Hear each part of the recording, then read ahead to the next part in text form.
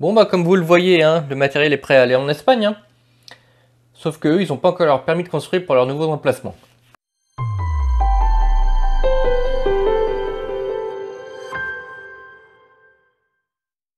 Bonjour à tous, c'est Guillaume, bienvenue sur Astronaut, ça me fait plaisir de vous retrouver aujourd'hui. Dans une de mes précédentes vidéos, je vous ai demandé si vous vouliez que je vous parle du boîtier Eagle. Eh bien, la réponse a été unanime, c'était oui.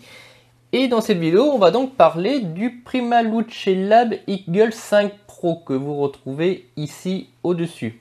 Bien entendu, on ne pourra pas faire autrement que de le comparer à l'Asier, même si pour moi c'est quelque chose qui n'est pas totalement comparable. Mais on va quand même parler un petit peu des différences et des possibilités qu'on a entre les deux boîtiers.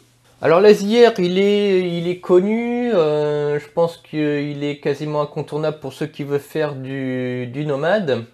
Sauf qu'il a un gros défaut, on en parlera un petit peu plus tard. Et ce petit boîtier, il tourne sur du Raspberry et il est pilotable par tablette. Voilà, bon c'est à la base un logiciel open source qui a été utilisé par ZWO, remanié à leur sauce, pour faire tourner donc leur matériel. Et c'est là le défaut principal de ce boîtier. Il ne fait tourner que le matériel ZWO. Hormis les montures, c'est la petite exception, il ne fait tourner que les caméras, focuseurs ZWO. Bon après c'est totalement compréhensible, hein, commercialement il fallait qu'il fasse ça. Et ça fait beaucoup de mal à d'autres marques de caméras qui, eux, ne proposent pas encore ce type de produit. Sauf que la concurrence de chez ToupTech propose exactement la même chose, un Asier. Alors en plus, je vais essayer de vous mettre une photo. Il a exactement le même design, il est noir. Et lui propose des compatibilités avec plusieurs marques de caméras. Donc c'est bien que les gens se mettent un petit peu sur ce créneau là parce que clairement voilà, c'est du monopole pour acheter du ZWO. On peut aller à Apple, hein. Voilà, si vous commencez à acheter Apple, il faut acheter tout Apple pour que ce soit compatible. Là c'est pareil, l'Asier c'est génial, c'est un super produit, mais il vous limite forcément à utiliser les caméras de chez ZWO. Et c'est là la principale différence avec le Eagle. Donc le Eagle, lui, tourne sur un système Windows, c'est un ordinateur, c'est pour ça que c'est complètement différent. Et le but en est tout autre. C'est un mini ordinateur qui propose voilà, des options supplémentaires qu'on va énumérer un petit peu plus tard. Donc celui-ci tourne sur Windows 11. Comme vous vous en doutez, eh bien, vous allez pouvoir le connecter par Wi-Fi sur un réseau, mais aussi via Ethernet. Et vous pouvez le brancher sur un écran. Donc vous pouvez faire toute la configuration tranquillement assis à votre bureau. Voilà, vous le mettez là, vous le branchez sur l'écran, vous mettez une souris, un clavier, et ça marche exactement comme un ordinateur. Qu'est-ce qu'on va retrouver sur ce Eagle? Eh bien, vous pouvez voir qu'il a un boîtier vraiment en dur, épais et costaud. Vous allez retrouver donc ici, c'est la version 5 Pro, c'est pas la moins chère. On en reviendra un peu plus tard aussi parce qu'il n'y a pas que du bon dans ce boîtier, il faut le savoir. Donc je vais parler de tout. Je ne vais pas vous cacher les choses.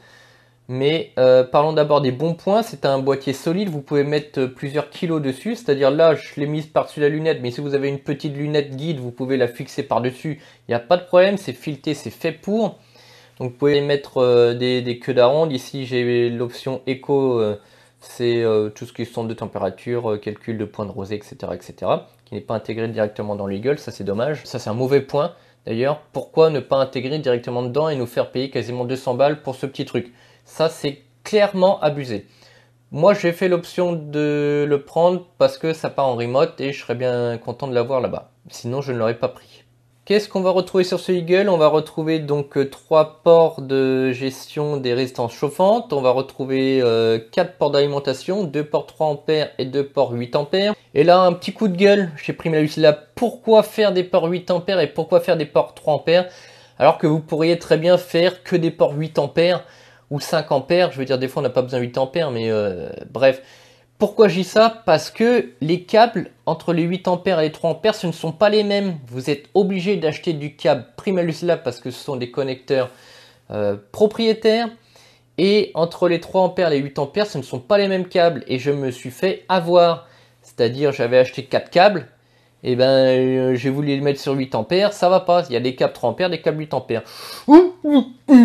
Et ça, mais qu'est-ce que ça peut m'énerver, hein? Voilà, vous connaissez mon amour pour tout ce qui est propriétaire, hein? Et ben maintenant, on retrouve ça, voilà, partout. Et Primalus Lab n'échappe pas à la règle. Ils ont encore décidé de faire des câbles propriétaires. Bon, et ce n'est pas la seule chose qui m'énerve sur ce Eagle, même si clairement c'est un outil exceptionnel. Je suis pas là pour le démonter, bien au contraire. C'est un outil exceptionnel. Mais voilà, il y a encore des choses à améliorer sur... voilà. Après, bon, bon point quand même, les câbles sont de bonne qualité, heureusement encore. C'est du câble vissé. Voilà, et ça c'est trop cool. Hein, les petits câbles 5521 qui se déconnectent tout le temps, qui prennent du jeu et qui vont pas. Ça c'est chiant, je commence à saturer de ces trucs-là. Même si c'est plus ou moins une norme, hein, si on compare avec les boîtiers de chez Pegasus Astro, qui sont d'excellents produits, et eux ils ont fait le choix justement de ne pas faire de câblage propriétaire, et ben c'est ces câbles-là. Mais moi je pense qu'il faudrait finir avec ces câbles 5521 et passer sur une norme GX12 câble vissé. Bon, ça c'est un tout autre sujet, hein, on va pas s'éterniser là-dessus, on va continuer un petit peu à parler de notre Eagle.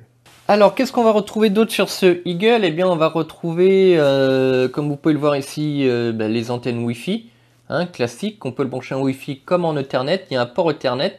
En remote en Espagne, il sera branché en Ethernet. Il n'utilise pas le Wi-Fi, donc limite, je pourrais enlever les antennes.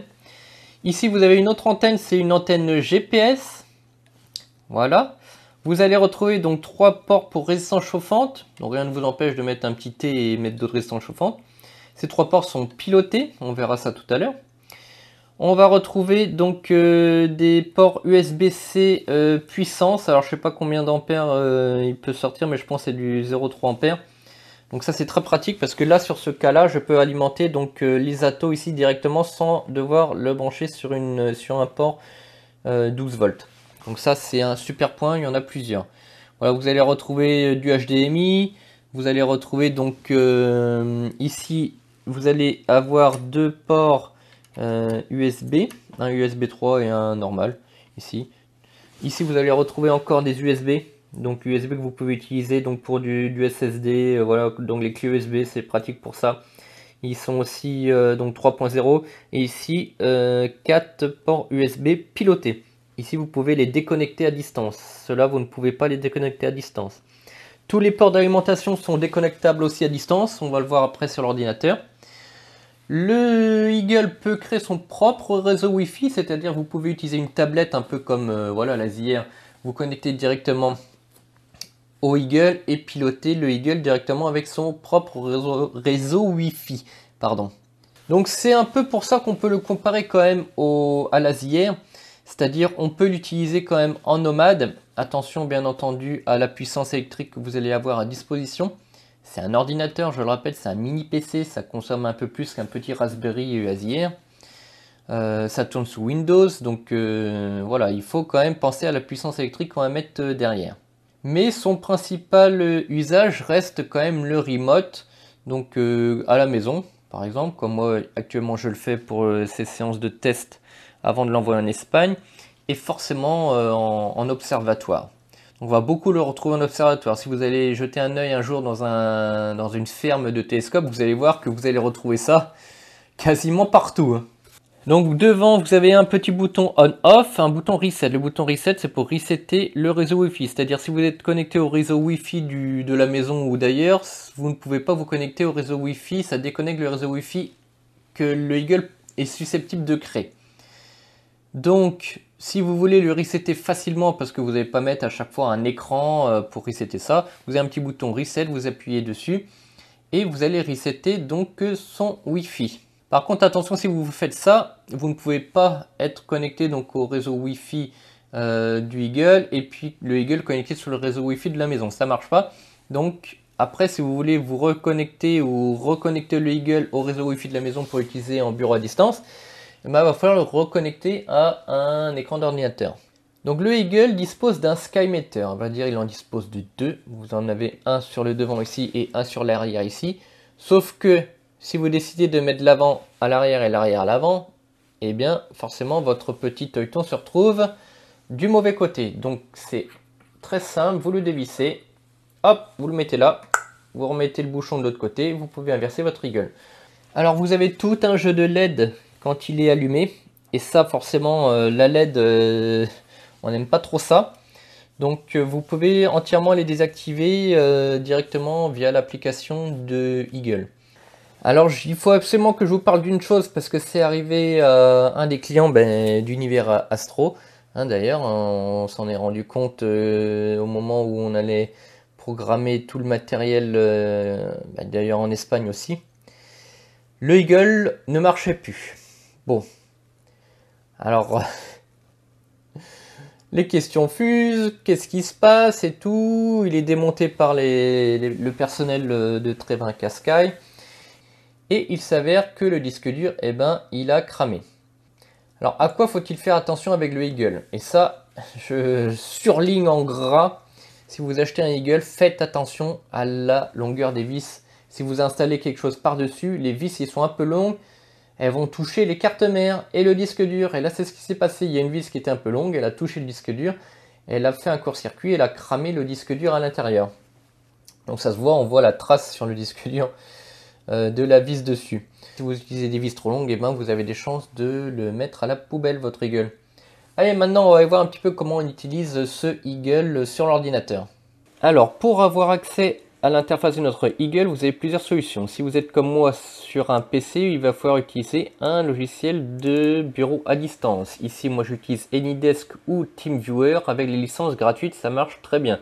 Tant que vous n'êtes pas en utilisation professionnelle, l'utilisation de ces logiciels-là est autorisée gratuitement. Donc on peut voir ici que vous avez... Donc on peut voir ici que mon Eagle est connecté. Si vous utilisez une tablette, AnyDesk est aussi compatible avec les tablettes. Ça marche très bien, c'est assez intuitif. Donc ici on va double-cliquer sur le Eagle et on va avoir accès au Eagle. Alors d'origine, il est ouvert comme ça. Donc on va pour l'instant baisser ça. Comme vous pouvez le voir, vous êtes sur une interface Windows. Ici, c'est un Windows 11 à l'heure où je tourne cette vidéo.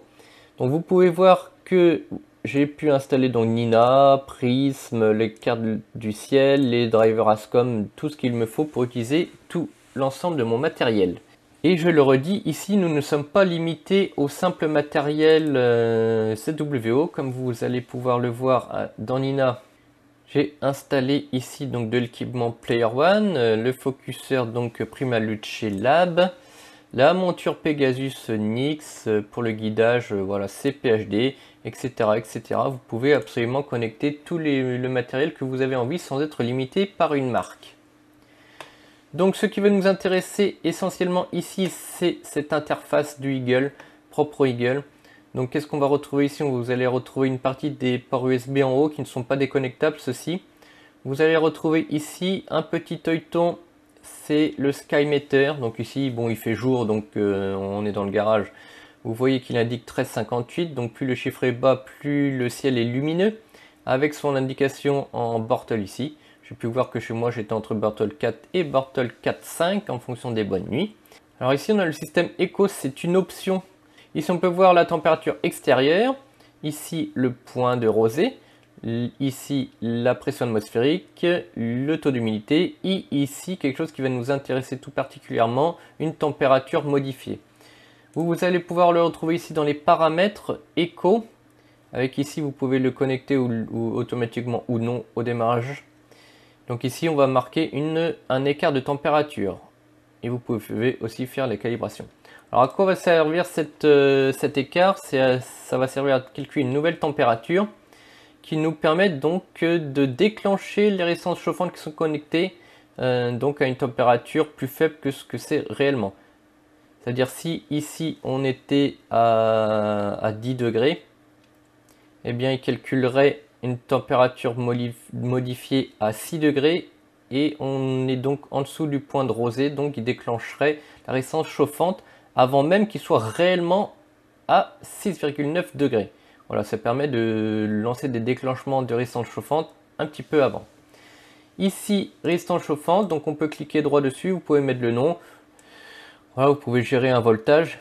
Voilà, si vous n'avez pas d'écho, c'est ici que vous allez gérer le chauffage de votre résistance chauffante. c'est pas de la puissance en pourcent, c'est de la puissance en voltage. Voilà, plus vous mettez de voltage, plus la résistance chauffera. Bon, et vous pouvez bien entendu mettre le nom de l'équipement lié à la résistance chauffante. On continue ici, vous avez un mode nuit. Quand vous l'activez, ça diminue la lumière du Eagle et ça désactive les LED qui sont sur le Eagle. Ici, vous avez des ports USB. Voilà, les deux ports USB qui sont de l'autre côté entre les deux antennes Wi-Fi. Voilà, celles-ci ne sont pas déconnectables non plus. Ici, vous pouvez mettre donc jusqu'à 3 résistances chauffantes. Bien entendu, rien ne vous empêche de mettre des T et en mettre 2 autres à chaque fois. Ici, on voit, donc ça c'est l'antenne GPS qui est ici. Le bouton, bon ici on n'a pas accès. Et ce qui va nous intéresser également, ce sont ici les alimentations des différents équipements. Donc vous pouvez mettre les noms, en cliquant droit dessus, vous pouvez changer le nom. Vous pouvez voir en cliquant droit donc la consommation propre de l'équipement en question. Donc pour les activer, vous cliquez dessus. Voilà, et vous pouvez voir ici que la monture consomme déjà 0,3 ampères. Ici la caméra va consommer 0,1 ampère. La consommation totale ici en watts, si vous la voulez dans une autre unité, vous pouvez cliquer dessus. Voilà, vous l'avez ici en ampères. Ici vous avez le voltage d'entrée. Et ici du coup la consommation en watts. Si vous vous souvenez de vos cours de physique, P égale 8. Ici, vous avez un inclinomètre qui vous donne l'inclinaison actuelle du Eagle. Alors, franchement, ça c'est un peu, voilà, ça sert pas forcément à grand chose. Si vous avez eu l'utilité, vous, un jour d'avoir un inclinomètre, n'hésitez pas à me dire en commentaire. Ça peut être intéressant parce que franchement, je ne vois pas du tout l'utilité de ce truc-là. Par contre, qu'est-ce qui est très utile? Ici, le GPS.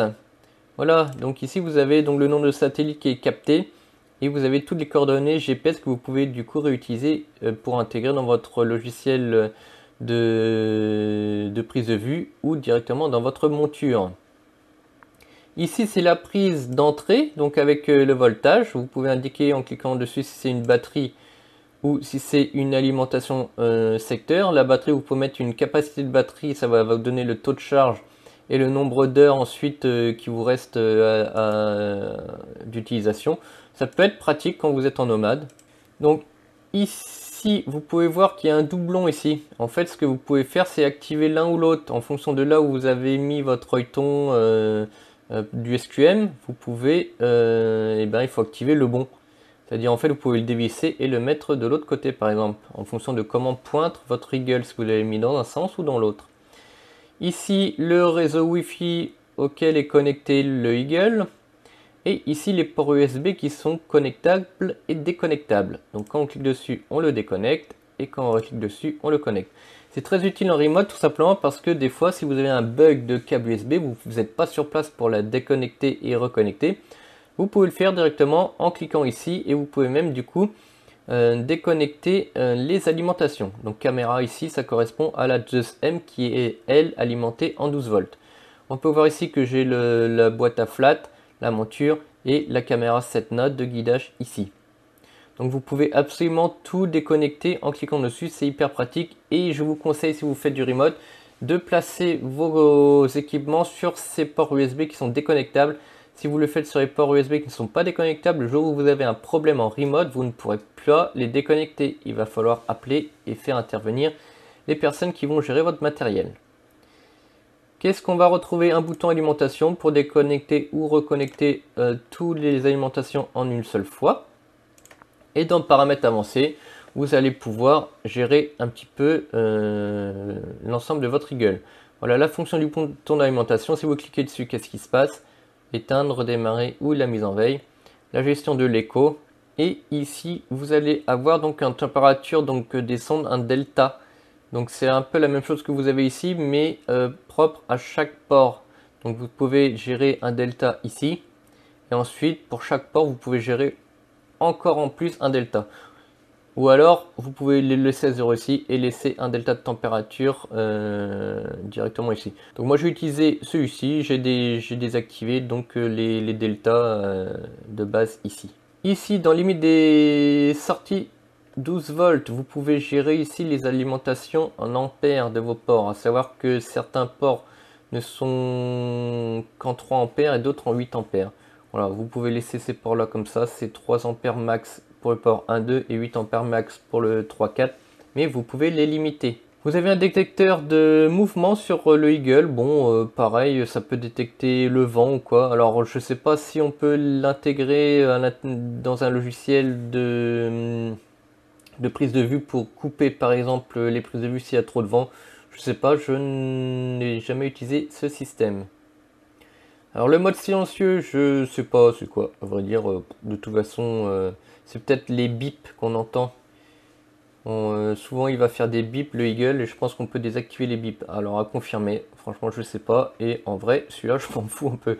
Je serai pas à côté, ça va pas me gêner. Ici les données GPS si vous voulez les activer ou désactiver. Ici régler l'heure GPS ou non, les formats, l'altitude etc. Ici si vous voulez des mètres ou des pieds, les Celsius ou des Fahrenheit, la batterie ampère-heure ou watt-heure. Moi j'aime bien l'ampère-heure pour les batteries, mais de toute façon j'ai pas de batterie. Le langage et la mise à jour du firmware. Voilà, je crois qu'on a fait à peu près le tour. De toute façon, ce qui est intéressant, c'est de voir que vous avez un vrai système Windows. Vous pouvez voir que moi j'ai installé PixInsight, j'ai installé Cyril, et vous pouvez voir du coup que vous pouvez vraiment... Alors ça c'est par rapport à l'Azier, hein. Tout le matériel sera compatible, hein. C'est quand même un gros avantage. Et bien entendu, vous pouvez faire donc tous vos réglages de Nina comme sur votre PC à la maison. Bon bah voilà, je crois qu'on a fait le tour, hein. Je crois que vous avez pu voir que c'est un outil extrêmement utile. Alors maintenant parlons un petit peu de l'énorme différence qu'on va avoir avec l'Azier, en commençant par le mauvais point, bah, c'est le prix. Alors pour un Azier 256 Go, donc on va être autour de 500 €. Avec eh bien ses limitations, parce que voilà, on peut dire ce qu'on veut. La version équivalente de chez Eagle en 256 Go, on est déjà sur 1500 €. Mais voilà, quand vous achetez un Eagle, vous achetez la possibilité de connecter tout le matériel que vous avez envie, et ça n'a, j'ai pas envie de dire ça n'a pas de prix, parce que si ça a un prix, hein, 1500 €. Mais vous n'êtes pas limité en termes d'équipement que vous pouvez installer dessus et qui sera compatible. Tout sera compatible. Ça, c'est un truc qui est totalement étudié pour l'astronomie. Donc vous allez retrouver des choses qui sont vraiment bien pensées. Et entre autres, voilà, le système de fixation, par exemple pour une lunette guide au-dessus, c'est compact, ça tient par-dessus votre lunette principale. Vous allez avoir la lunette guide dessus. Entre les deux, vous avez le Eagle. Vous pouvez brancher tous les trucs dessus sans avoir un paquet de câbles qui vont descendre. Bref, voilà, vous pouvez acheter des petits câbles qui sont juste courts comme il faut. Et puis, c'est super pratique. Vous avez donc aussi la possibilité de piloter ça par bureau à distance avec votre tablette. Donc, vous pouvez l'utiliser en nomade. Bien entendu, là, avantage à l'Azier qui va être beaucoup plus intuitif pour son utilisation, pour l'utilisation en nomade. Mais c'est totalement possible avec le Eagle. Juste pensez à bien dimensionner donc l'alimentation que vous allez avoir. Le Eagle est livré avec un câble d'alimentation directement en prise allume-cigare, donc vous pouvez directement l'alimenter, voilà, en nomade dans un power tank. Alors du coup, un autre point négatif pour le Eagle, c'est l'alimentation secteur. Oh, il coûte un bras. Voilà, sinon, à vous de me dire ce que vous pensez de ce type de produit. Est-ce que vous trouvez que c'est cher pour ce que c'est? Voilà, vous avez toute une panoplie de prix. Savoir que là, on n'est pas sur le haut de gamme, mais juste avant, donc on est un peu cher. Hein, vous pouvez retrouver les prix directement sur univers-astro.fr, je vous mettrai le lien en description. Et il y avait des versions beaucoup moins chères, je crois autour de 700 €, mais les processeurs étaient arrêtés. Voilà, c'était une vieille version, donc je crois qu'ils sont en développement pour une nouvelle version un peu plus low cost, donc qui peut convenir à beaucoup plus de gens. Donc à voir, on attend les prix avec impatience. Mais voilà, pour moi c'était l'indispensable pour mon remote en Espagne. Et après tous mes tests que j'ai pu faire, eh bien j'en suis totalement satisfait. Et tout fonctionne maintenant parfaitement bien. J'ai pu faire mes premières lumières avec l'Afra 600. Et bien que je vous passe maintenant tout de suite. Et moi maintenant je vous dis à bientôt sur Astronaut pour de nouvelles vidéos.